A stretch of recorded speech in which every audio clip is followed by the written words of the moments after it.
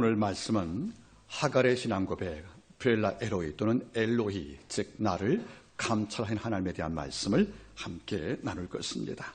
이 주의 말씀이 한 주간 살아가는 여러분께 큰 위로와 힘 되시기를 바라겠습니다. 말씀을 증언합니다.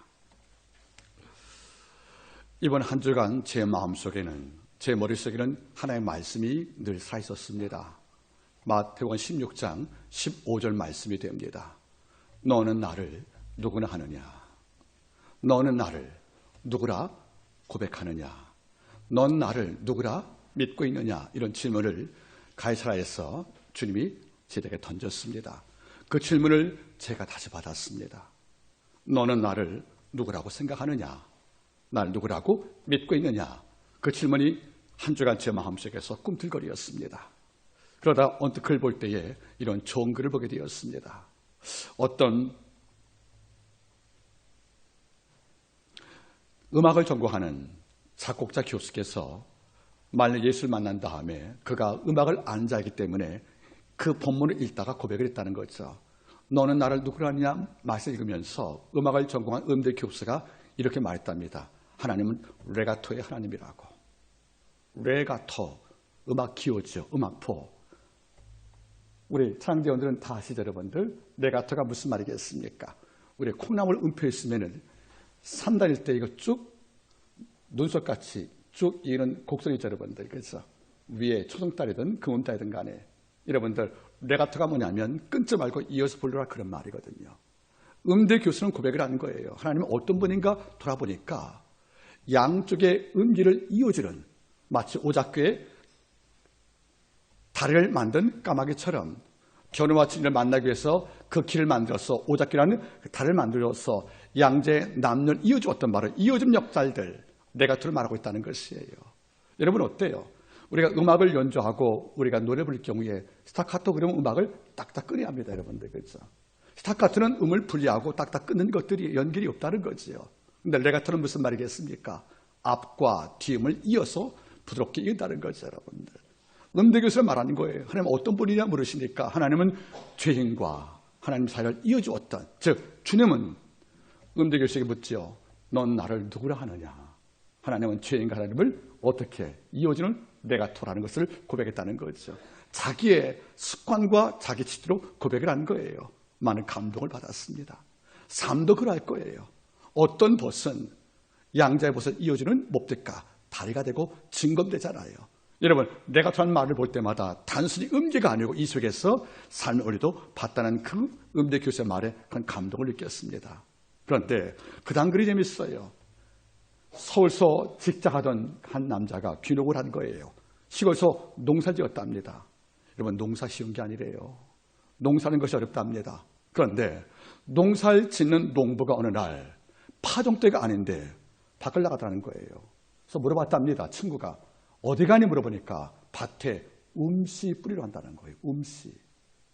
여러분들, 전 설사한 사람 모르겠어요. 여러분, 음씨가 뭡니까? 음씨.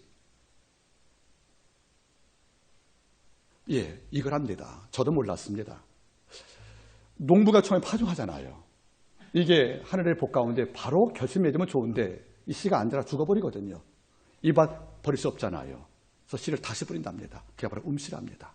바꿔 말하면 한 번 뿌린 씨가 밭에서 결실 맺지 못하여 죽었다면 보통 사람 뭐라고 그래요? 올해 농사 끝났다고 생각한단 말이에요. 그리고 밭과 씨를 저주할 줄 몰라요. 씨가 나쁘니 밭이 나쁘니 이런 말로 원망할지 모르겠지만 농부는 다르대요. 또 씨를 뿌린답니다. 그 위에다가 뭐죠? 음씨랍니다. 그러니까 음씨라는 것은 뭐예요? 죽은 밭에 결실 맺지 못하는 밭에 또 한 번의 기회를 주어서 씨를 파종한 것이 바로 음씨가 아니겠습니까? 그 교수는 그 직장인은 본 거예요. 하나님은 어떤 분이시냐? 당신 3번 몰랐다 했던 죽은 밭이었던 베드로에게 매양목이라고 또 기회를 주시고 나 기도할 때 자지 말어. 내 마음 민망하지 않느냐 하고 호소할 때 역시 춤을 췄던 제자가 나 제풀할 때 다 도망쳤잖아요. 도망친 제자가 주 찾아온 적이 없거든요. 주가 찾아갔다는 겁니다. 어떻게 해요? 다시 뭘 주려고요?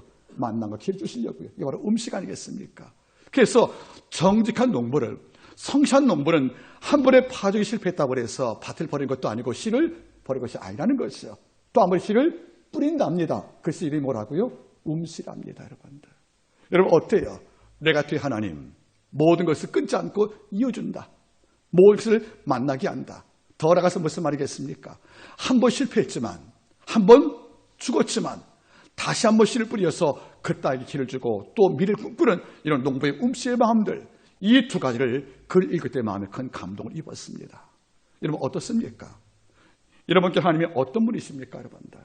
놀라운 것은 각자 고백이 다 다르겠죠, 여러분들. 오늘 우리는 하갈을 봅니다. 우리 하갈 그럼 이미지가 뭐예요?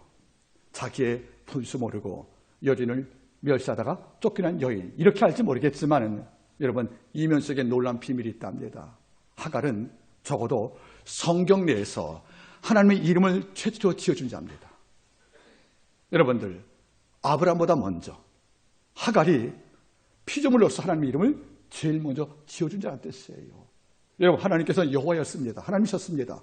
이런데 오늘 보니까 엘로히, 나를 감찰하시는 하나님, 그리고 샘물 브렐라 헤로이, 나를 돌보시는 하나님의 샘물, 이 고백할 때 이 고백이 인간이 세상 최초로 하나님께 이름을 지어준 이런 사건이 아니겠다는 것이에요.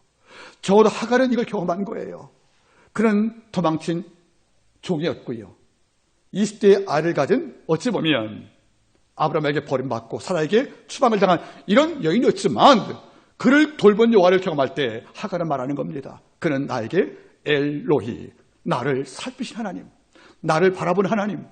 이 고백이 놀랍게도 성경 전부를 볼 때에는 피조물 인간이 하나님께 지으신 첫 번째 이름이 호치라는 겁니다. 어떻습니까?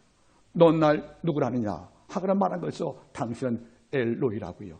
나를 바라보시는 하나님, 나를 살피는 하나님, 내 고통을 어루만지는 하나님. 그래서 샘물 곁에 앉아서 브렐라 헤로이, 이 샘물은 내 목마름을 제거하는 영원한 당신의 상징이라고 고백했던 놀란 그 내용이 본문에 등장하는 것이 아니겠습니까? 우리는 예수를 오래 믿었어요. 누가 묻습니다. 당신은 당신의 하나님을 어떻게 부르겠냐고요.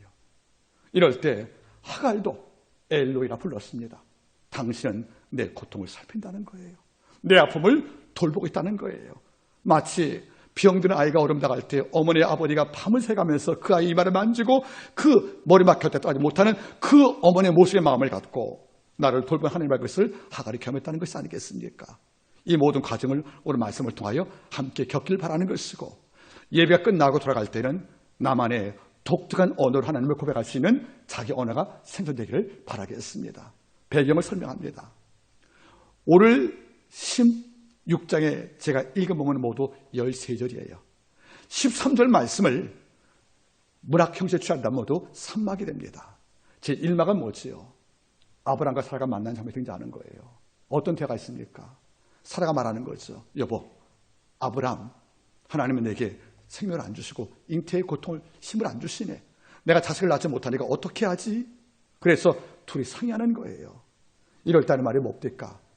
결국 여인이 그냥 대리모 개념도 시바리 개념을 통해서 내 아래 하갈이라는 여종이 있으니까 얘를 첩으로 들이시오. 그리고 얘한테 자식을 낳으면 첩의 자식이 누군가 주인의 아들이니까 이걸로 자식 얻겠다는 이른바 자식의 생사 프로젝트, 이걸 세운 게 일장이란 말이에요. 그리고 두 번째가 등장하는 것은 뭐죠? 드디어 이 계획을 이끌어서 하갈이 아브라함의 첩이 되었고 드디어 자식을 잉태했단 말이에요. 잉태한 건 좋았는데 여기서 하갈이 분수를 넘어섭니다. 주인을 멸시했다가 성경은 나오지요. 결국은 뭡니까? 추방을 당한 장면이 바로 도망친 장면이 2막인 거예요. 이제 끝났습니다. 임신한 몸을 갖고 춥고 더운 이 사막을 건너갈 때 생존 불가 아니겠습니까? 이런 과정에서 3막이 등장합니다. 야훼 천사가 개입하는 거지요. 그래서 말이 뭡니까? 너 어디 가느냐고. 이럴 때 그는 말하는 거죠. 내가 내 여주인 사라의 눈을 피하여 지금 도망가고 있다는 거죠. 왜 도망갔습니까? 사라가 학대했으니까. 나 살려고요. 이럴 때 돌아가라 그럽니다. 아마 제가 설명하겠지만, 그리고 하는 말이 뭐죠? 네 잉태한 자식 이름을 지읍니다. 성이 있습니다. 이스마엘. 그래서 하는 말이 뭡니까?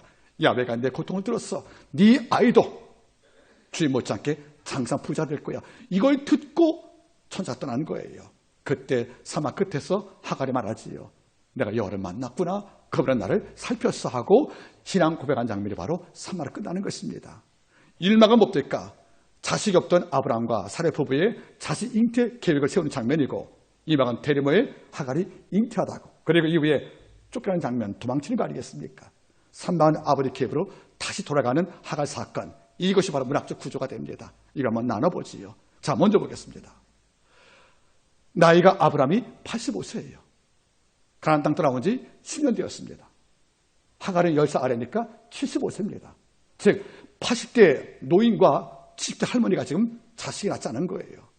나이 70살 때 이 75세 제가 말씀해 주었거든요. 네 본토와 친척 아버지로 떠나면 내가 네 씨로 하늘의 별같이 땅에 몰아주겠다 약속 주었는데, 여러분 하늘 별은커녕 땅에 몰아주는 여러분들 돌 한 개도 없을 만한 자식이 없단 말이에요. 성경은 나오죠. 사라가 경수 끊겼다고요. 잉태할 수 없다는 거예요. 그런데도 불구하고 약속 믿고 낳았다는 거 아니겠습니까? 이러고 10년 흘러갔다는 거죠. 10년 흘러가니까 이제는 약속을 믿고 고향을 떠나왔던 의지와 열정은 다 식어버린 거예요. 아브라함이 75세 떠날 경우에 사라가 65세였으니까 아직은 노인네 할 수 없어요. 지금 16장 1절 말씀은 85세니까 10년 흘러갔잖아요. 75세 여인이면 자식을 낳을 수 없지 않겠습니까, 여러분들? 그러면 끝난 거란 말이에요. 그런데 남편과 함께 고향을 떠나올 때 사라는 들은 게 있어요.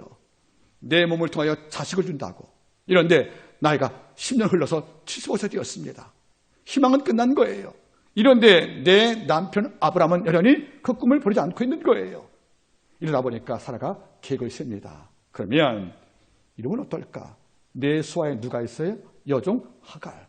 그러니까 신분이 어디지요? 애굽 여인이라는 거예요. 여러분 잘 보셔야 돼요. 하갈이 왜 갑자기 등장하는 것인가?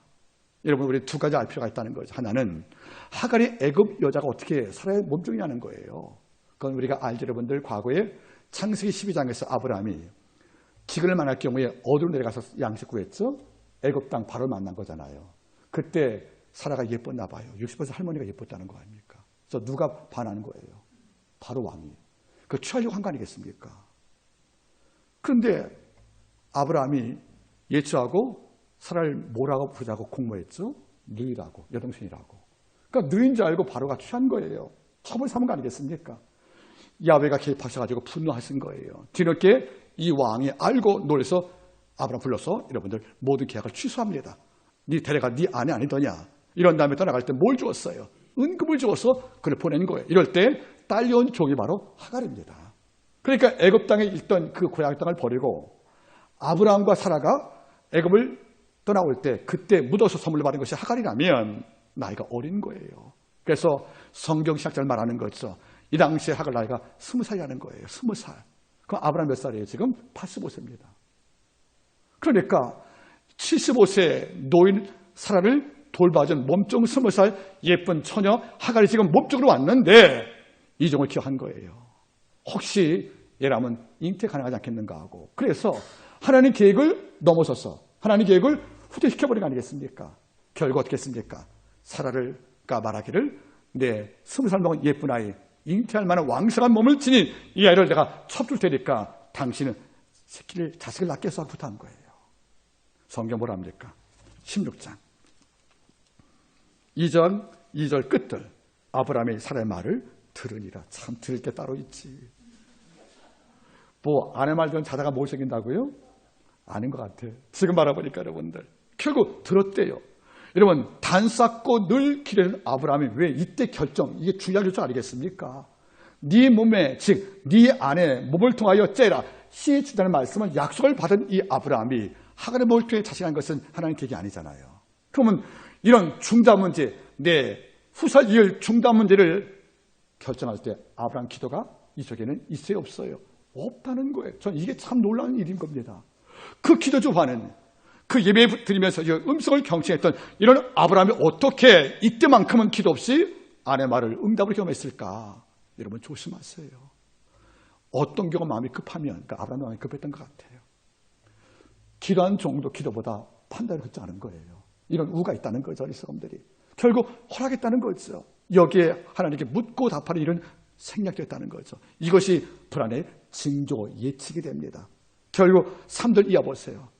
사례가 하갈 부른 거죠. 너 내 남편의 침소에 들어가라고요. 그럼 몇 살과 몇 살을 만난 거예요? 75세와 85세와 20살 아가씨. 여러분, 이거 돈 준다고 할 일이겠습니까, 여러분들? 여러분 잘 보세요. 애굽 땅 나올 때도 내 의사가 아니었어요. 바로왕이 가라고 해서 여러분 묻어나온 거예요. 고향 땅을 버리고. 그 당시 노예가 뭡니까? 소유물 아닙니까, 여러분들?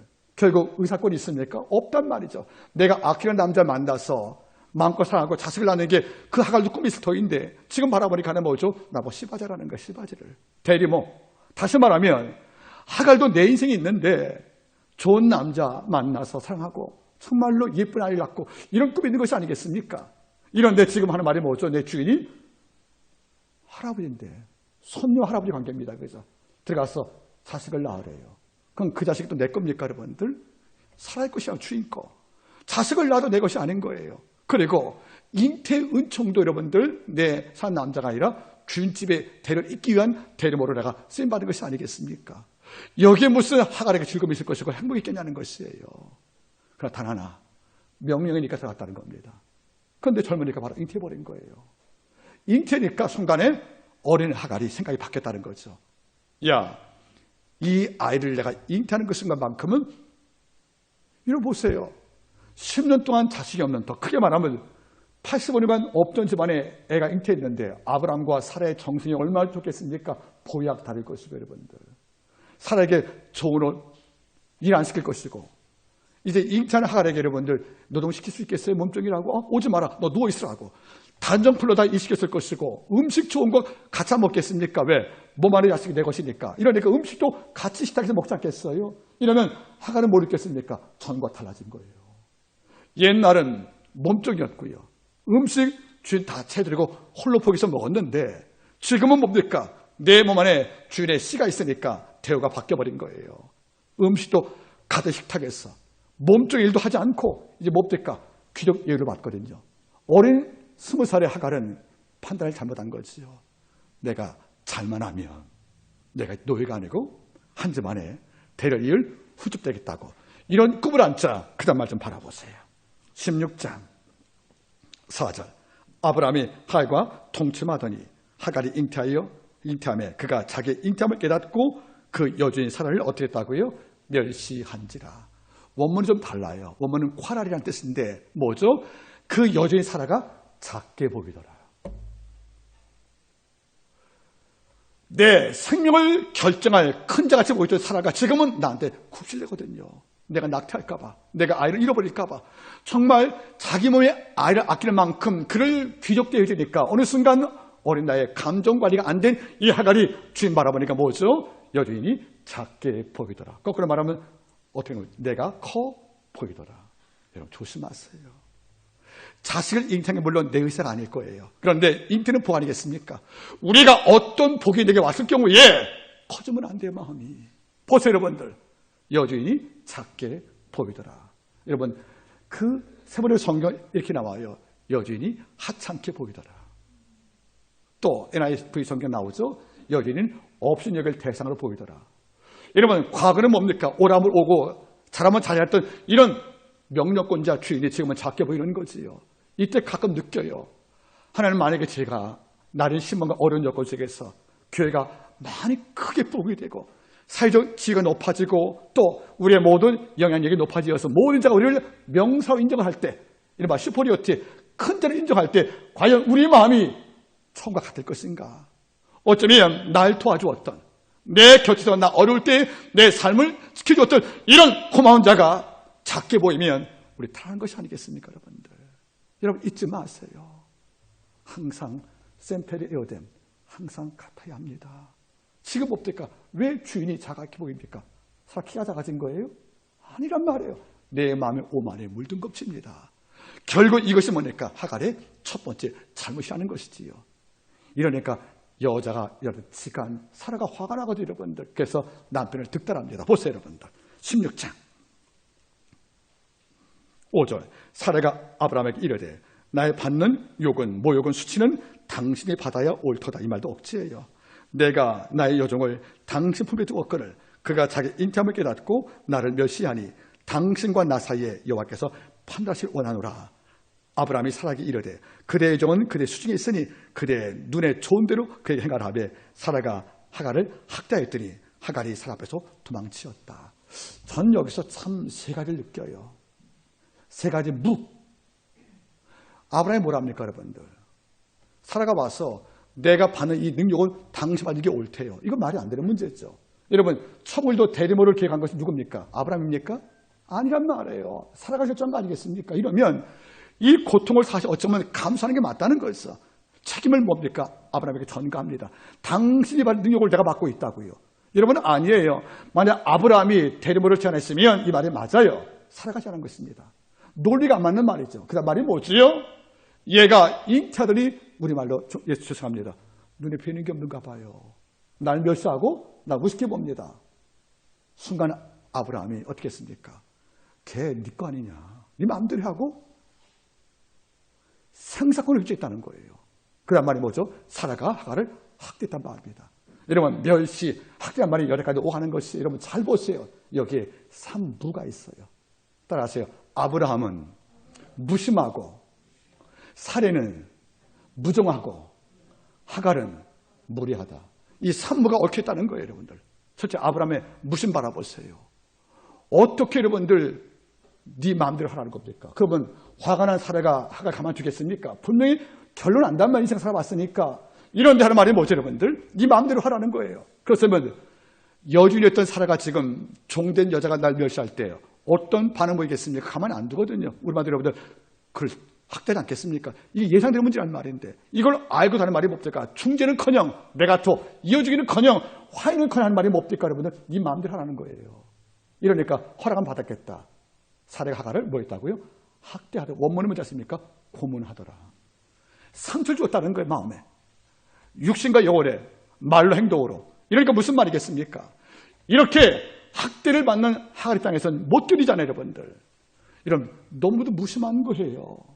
적어도 여러분들 자기의 씨를 잉태한 첩인데 어떻게 여러분 정실부인이 속상하다고 나가서 따지니까 하는 말이 뭡니까? 네 마음대로 하라는 거죠. 처벌권을 위양할 때 사례가 눈치 볼 게 어디 있겠습니까? 여러분들. 만약에 학대할 때 남들 말하죠. 그래도 당신의 둘째 아내인데 둘째 동생 아닙니까? 한때 하는 말이죠. 내가 할줄 아는 거 아니야? 우리 남편이 걸치겠어. 내가 따라하는 거야. 이렇게 말씀하는 것이 아니겠냐는 거예요. 무심한 아브라함 바라보세요. 여러분들. 아까 음대 교사 하나님 뭐라고요? 레가토. 낮은 거 높은 이어주는 거예요. 여러분들. 그래서 따라가 되는 겁니다. 여러분들. 이어주는 위치에 레가토의 위치에서 아브라함이 신 것이 맞는데 보세요. 쑥 뒤로 물러가지 않습니까? 너에게 해려가라고요. 그러니까 학대할 수밖에 없다는 거예요. 여러분들. 여러분 참으로 무심합니다. 여러분 같은 사건이 또 한 번 있어요. 사무엘하 1장 한나 남편 엘가나 있고 브린다. 구조가 똑같은 거예요. 3대 여자가. 여러분 보세요. 여러분들. 한나는 자식을 못 낳았어요. 누가 자식을 낳습니까? 브린나가. 그때 자식을 낳던 브린나가 한나를 멸시했어요. 이때 엘가나가 한나 위로합니다. 열 여인보다 당신 귀하다고요. 적어도 엘가나는 여러분들 어름당하는 한나를 위로해서 사회의 갈등을 막아주었다는 거예요. 우리 아브라함 바라보세요. 여러분들. 네 마음대로 하래요. 아니 결정을 내가 해야죠. 여러분들. 다투지 말라고. 우리 화해하자고. 그 씨가 지금 있지만은 앞으로 남은 당신 아이가 아니겠느냐고. 이런 말로 사례 감정을 순화시키고 하갈의 마음을 낮추어서 한 주만에서 갈등 없애는 것이 맞는데 아브라함 바라보세요. 네 좋은 대로 하라고요. 이러니까 여러분들 날개를 다른 거야. 결국 학대했다는 거죠. 여러분들. 무심한 아브라함을 볼 수가 있다는 거예요. 여러분들. 여러분 잊지 마세요. 제가 살아보니까 살다 어렵다 갈 때가 있잖아. 마음이 괴롭고 힘들 때. 그러면 우리 이렇게 말한다. 똑똑한 자 만나서 답을 얻어야지. 아니에요. 여러분들. 따라하세요. 속상하고 힘들 때에는 똑똑한 자보다 마음이 따뜻한 자를 만나라.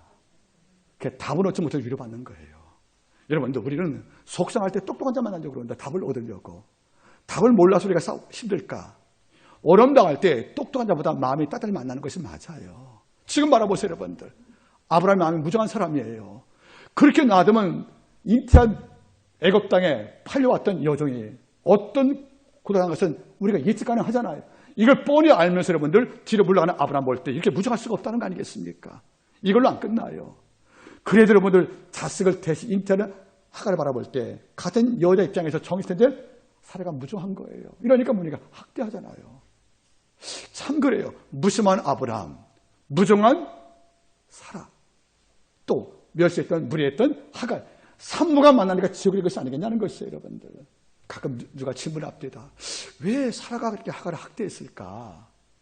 물론 기분 나빴을 거예요. 이게 감히 이게 종 주제 이런 말 하지 않겠습니까? 또 하나 있을 거예요. 하갈이 자식을 낳으면 아무래도 남자니까 자기보다 누굴도 예뻐할 것 같아요. 하갈을 젊잖아. 20대 초나갔는데 난 70대 중반의 할머니 여러분들. 그러면 자식을 잉태할 때 그 기간도 상을 받겠지만 그 하갈이 잉태 이후도 자식을 받지 않겠습니까? 이러니까 20장에서 이스마엘을 쫓아보지 않습니까? 또 그 하갈은 16장에서 도망치고 21장에서는 이삭이 태어난 이후에 잔치하다가 여러분들 이스마엘이 이삭 노리다가 이것 때문에 귀쪽 걸려가지고 집을 쫓겨나지 않겠습니까? 그러니까 두 번 고난당하는 것이 하갈이 여러분들. 그 여러분 잘 보세요. 그때 저는 이렇게 생각하는 거죠. 아마 하갈이 잉태하고 배불러 가고 또는 여러분들 대를 이어갈 인물로 부상될 경우에 사라가 뭘 믿겠습니까? 박탈감이 있는 거예요. 또 한 가지 뭐죠? 남들 시선이에요, 여러분들. 야, 하갈을 아끼네 아브라함이. 따라서 여러분들 타인의 시선이 나를 타락시킨다. 이게 살트의 말이에요. 타인의 시선이 나를 타락시키는 거예요, 여러분들. 여러분 잘 보세요. 내가 자식도 제가 낳고 예쁜 제가 상을 받으면 남들이 나를 어떻게 볼까는 타인 시선 때문에 이 사람의 마음속에 어떤 마음? 악한 마음인 거죠. 다시 한번 따라서 여러분들 타인의 시선이 나를 타락시킨다. 여러분 잘 맞아요, 여러분들. 그저 우리도 마찬가지예요, 여러분들. 내가 입는 옷 그냥 만족했어요, 여러분들. 내 남들이 동창회 오자는 거예요. 걔를 승했던 CEO들이에요. 걔를 차, 걔를 옷들. 내가 어떻게 걔를 시선을 견뎌. 나도 빈대 차를 서야죠. 차 바꿨다고 치면 탄 시선이 날 뭘 만들고 비가 타락을 시킨 것이 아니겠습니까? 여러분, 하나님 시선이 못 쏘는 거야지. 타인 시선이 뭐 중요합니까, 여러분들? 우리를 타인 시선에 묶인 꼭두가시 같이 그 시선을 마시다가 내가 타는 거 바라보세요. 살아보세요, 여러분들. 그죠? 9개월 기다린 다음에 자식을 낳으면 그 자식이 누구 겁니까? 살아야 아들인 거예요. 그건 끝나는 문제입니다. 그런데 타인의 시선을 주었다는 거죠. 남들이 어떻게 볼까? 아브라함이 아낄 때 혹시나 버리는 거 아시냐? 이런 타인의 평판의 시선 때문에 결국 마음에 없는 분도 말다가 결국 학대하다가 뭡니까, 여러분들? 집안을 파괴신 것이 아니겠다는 거예요. 여러분 잊지 마세요. 스스로 하나님께 의로우면 부끄러울 거 없는 거예요. 내 가난이 깨끗하게 왔다고 치면 부끄러운 거 없는 거예요, 여러분들. 내가 남만큼 빛나지 못해도 내가 화려한 빛으로 남을 속이지 않다면 우리 충분히 안다는 것이 아니겠습니까, 여러분들? 여러분들 이걸 잊지 못해서 드디어 학대했던 무정한 사례. 세 번째 뭐죠? 무례했던 하갈이에요. 여러분들 이 아이를 잉태할 때 여주 잉태한 때문에 내가 주인을 만나서 자식을 잉태한 거예요. 그리고 이 자식을 낳아주면 난 첩이고지는 여종이 아닌 거잖아요. 아까 첩이었단 말 나오잖아요. 그럼 앞으로 몸종이에요? 첩이에요? 첩이니까 둘째는 맞습니다, 여러분들. 그러면 내 주인도 바뀌는 거예요. 그리고 자식은 뺏길지 모르겠지만 함께 사니까 자식 매일 볼 수 있는 것이 아니겠어요? 이걸 알면 살아야 때 고마움은 모르지언정 여러분들 멸시하면 안 되지요. 무리한 이 하갈이 또 여주가 갈등을 일으킬 경우에 뭐가 들어갔습니까, 여러분들? 결국 학대받고 도망친 것이 아니겠냐는 거예요. 여러분 잘 보세요. 이 땅을 지옥 만들 세 가지가 뭡니까? 무정과 무례와 여러분들 뭡니까? 무심한 마음인 거란 말이에요, 여러분들. 이 세 가지가 지금 10절 초반에 다 등장을 합니다. 결국 성경 보세요. 못 견디지요. 16장 보겠습니까? 6절 끝 보세요. 하갈이 사례 앞에서 도망하였더라. 또 보세요. 8절 끝에 보세요. 나는 나의 여종 사례를 피하여 도망하나이다. 여러분 도망이란 말이 뭡니까, 여러분들? 내가 선택했다는 거예요. 못 살겠다고요, 여러분들. 그래서 어디까지? 사막까지. 이 거리가 140km입니다. 그러면 헤브론 땅에서 지금 사라가 여호와의 처자만 거리가 바로 140거리라는 거죠. 여러분 서울서 140km 이하가 어디쯤 됩니까? 대전 됩니까? 대전쯤? 이걸 임신한 여인이 도망을 친 거예요. 얼마나 무서웠으면 살려고 여러분들. 도망을 쳐서 이제 사막까지 갔다는 것이 아니겠습니까? 그러면 여기 바라보세요. 아브라함도 사례도 하갈도 다 미숙했다는 거예요. 셋 다 여러분들 모두 허물이 많다는 거죠. 그런데 하나님은 여기서 누굴 주목합니까? 하갈을 주목했다는 거예요. 왜? 약자기 때문에 여러분들. 자, 오늘 본론 보세요, 여러분들. 7절. 여호와의 사자가 광야의 샘 곁 곧 술길 샘 곁에서 그를 만나 가로되 사라의 여종 하가라 내가 어디서 왔으며 어디로 가느냐. 내가 어디서 왔으며 어디로 가느냐. 굉장히 중요한 질문이에요. 우리가 인생을 살 때 우리가 어디서 왔습니까? 그리고 어디로 가고 있습니까? 이거 중요한 문제거든요. 비록 이 질문이 도망자 하갈이 물었던 안부이살지 몰라도 지금도 셈 게터 백성은 낯선 자 만날 때 물어보는데 어디 가서 어디로 갑니까? 물어본답니다. 이거 그냥 인사 맞아요. 하지만 일상의 인사 같지만 이걸 깊게 묵상을 하면 이건 철학적인 문제입니다. 우리는 어디서 왔습니까, 여러분들? 우리가 내자인 이 땅에 던전이 그냥 현 존재, 그냥 존재입니까, 여러분들? 아니죠. 우리는 피조된 존재예요. 우리의 기운은 하나님께 있다는 거죠. 우리 어디로 갑니까, 여러분들? 영세로 가고 있지 않습니까? 적어도 인생을 살 때 내가 어디서 왔으며 나의 기원 그리고 어디로 가니까 나의 방향성을 모르고 살면 이보다 불안한 게 없잖아요. 여러분 이 시대는 따라서 이 시대는 어디로는 가지만 누구한테 가지는 않는다. 이게 이 시대란 말이에요. 어디로 다 가고 있어요. 근데 물어봐요. 어디 가지? 어디 간대요. 근데 왜 가지? 그러면 답이 없는 거예요. 이 시대가 어디한테 가는데 누구한테 안 가는 거예요, 여러분들. 네가 어디서 왔으면 어디로 가냐 물어볼 때 이거 굉장히 좋은 질문이십니다, 여러분들. 이럴 때 하갈은 말하죠. 내가 여린들을 피하여 도망을 치고 있다고요. 여러분 잘 보세요. 임신했어요. 사망은 추워요. 예, 이렇게 걷다가는 여러분 애굽 땅에 떠난 지 10년 되었습니다. 가봤자 날 방해자 없다는 거죠. 어쩌면 급해서 살아가 있던 헤브론 땅을 떠났지만은 이 여인이 이렇게 떠돌다가 애굽 땅까지 가다가 결국 죽고 마는 거 아니겠어요, 여러분들? 이걸 알기 때문에 천사가 물어보는 거죠, 여러분들. 너 돌아가라고, 여러분들. 자, 보세요, 여러분들. 그죠? 여호와의 사자가 그에게 이르되 내 여주인 내가 돌아가서 그 수하에 복종하라. 그럼 우리가 기분 나쁠 거예요. 돌아가면 분명히 또 학대받을 때 왜 돌아가신다는 거예요? 피난처 안 주시고 그게 아닐 거예요. 이렇게 방황도 죽는다는 겁니다. 애굽 땅 가도 환영받지 못할 것이고 이 사막을 통과할 수 있는 건강이 없다는 거예요. 물도 없는데 여러분들. 지금 몸 안에 생명이 있지 않습니까? 그러면 몸도 건강하지 못하고 양식도 없고 보호자도 없고 그래서 사막을 건너 애굽 땅에 간다고 여러분들 가면 누가 반기겠습니까? 이러니까 지금 네가 끝까지 주인 떠나서 이 땅을 계속 방황을 하면 너 목숨 부지 못한다. 일단 여리수아에 돌아가라 말했다는 거죠, 여러분들. 이것은 고통당하는 하갈에게 멸시해서 한 것이 아닌 말이 아니죠. 살려간 말입니다, 여러분들. 그 말이 뭐죠? 사라의 수하에 복종하란 말 나오잖아요, 여러분들. 이걸 잘못 이해하시면 안 돼요. 원문은 이렇게 나와요. 네가 사라의 품에 돌아가 좀 더 몸을 낮추거라 이런 말이에요. 몸을 낮추거라. 뭡니까? 감사하는 거예요. 그냥 고마워라는 거예요, 여러분들. 이러니까 뭡니까, 여러분들? 예? 돌아갈 수 있겠습니까? 방금 학대받고 나왔는데. 근데 한 말이 뭐죠? 네 아이 태어나면 네 앞으로 태어날 이상 못지않게 내가 들짐승같이 큰 복을 주어서 내가 복 줄게. 이름을 지어준 거예요. 이수마. 원문은 뭐죠? 이쉐마. 즉 내가 네 고통을 줬다는 거예요. 저 이 말 너무 고마운 거예요. 하나님은 무리에서 실수하는 하갈의 잘못도 알아요. 그저 사라에게 길을 얻어서 주인의 씨를 잉태했기 때문에 내가 첩이되었고 여러분이 첩이되었고 여러분들 잉태해서 미래가 지금보다 나을 거 아니겠습니까? 이런 복을 받아서 네가 자칫 판단 오류 하마르티야 잘못된 판단을 갖고 네가 오만 떨다가 쫓겨난 거 도망친 거 안다. 하지만 이런 잘못을 불구하고도 하나님 말씀하는 거죠. 내가 내 고통을 들었다고 여러분들. 잊지 마세요. 잘못된 하갈의 한숨소리가 아버지가 듣고 있다는 겁니다. 잘못된 못난 하갈의 음식까지 아버지가 듣고 있다는 거죠. 내가 내 고통을 들었어 하고 우리 편대 주셔서 아버지가 나 위로할 때 이 하갈은 힘이 된 거예요, 여러분들. 그리고 천사가 떠나갔습니다. 그때 하는 말이 뭐죠? 여호와 이름은 감찰하시는 하나님을 만났다. 따라서 엘로이, 나를 바라보시는 하나님. 여러분 원문을 볼 때는 이게 무섭지만 잘 보세요. 우리말 성경은. 자 보세요. 13절 하갈이 자기 이르되 여호와 이름을 감찰하시는 하나님을 하였으니. 여러분 우리말 보면 감찰하니까 굉장히 무섭잖아요, 여러분들. 그렇죠? 근데 원문은 엘로입니다. 로이가 뭐죠? 목자. 요한나의 목자 할 때 여러분들 여호와 로이라고 그래요. 그러니까 목자는 뭡니까? 양을 항상 바라봐요. 양을 살펴요. 양이 아플 때는 다리 부러지면 발을 묶어주어요. 노이가 여기 났단 말이죠. 하나님은 뭡니까? 나를 돌보신다. 나를 바라보신다. 여러분 잘 보세요. 요즘 우리 아이들이 공부할 때 늦게 집에 들어와요. 지금 재민이가. 그럼 제가 이제 몸이 무거우면 방에서 맞냐 하고 이제 맞이하거든요. 그런데 이렇게 얼굴 보면 좀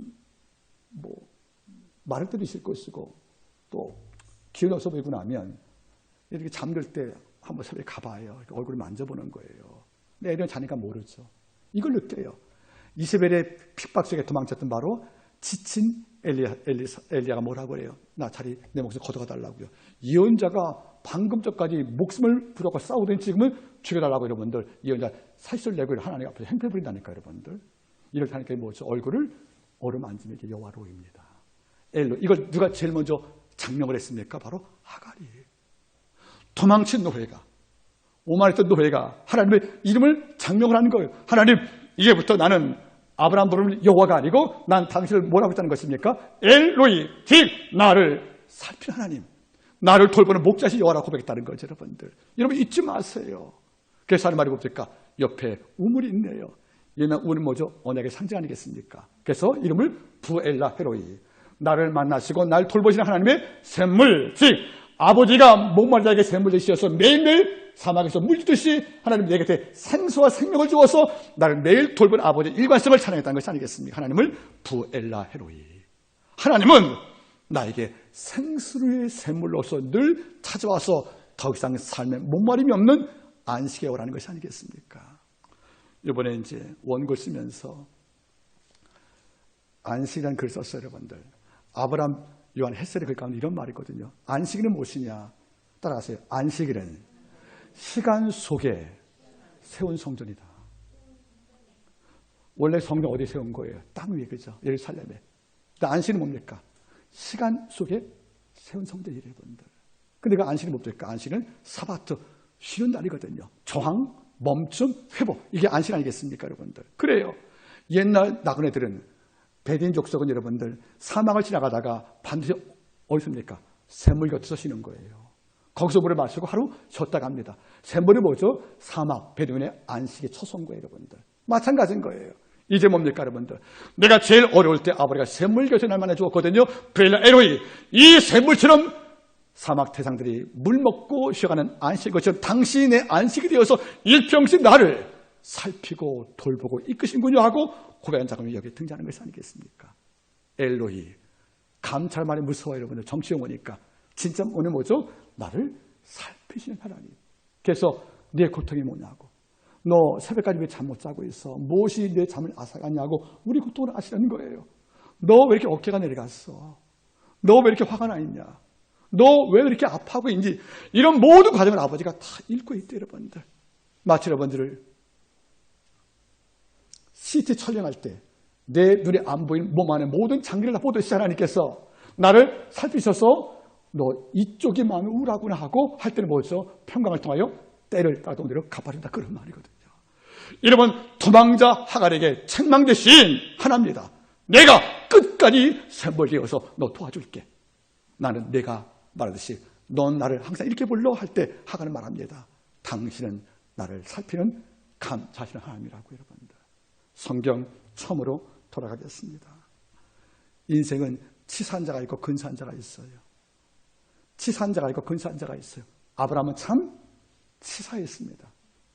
사라도 참 치사했어요, 여러분들. 하갈도 치사했습니다. 여호와는 그럼에도 이 안에 복을 주시는 근사한 분이 있습니다. 여러분, 오늘 한 주간 동안에 우리 묵상할 때 너는 나를 누구로 하느냐? 한 음악가는 레카토의 하나님, 한 농부를 음시의 하나님, 그리고 하갈은 뭐라고 했습니까? 나를 살피시는 하나님. 다음 주 올 때 여러분, 나만 하나님의 이름을 장명을 해서 기도 가운데 승리하기를 부탁을 드리겠습니다.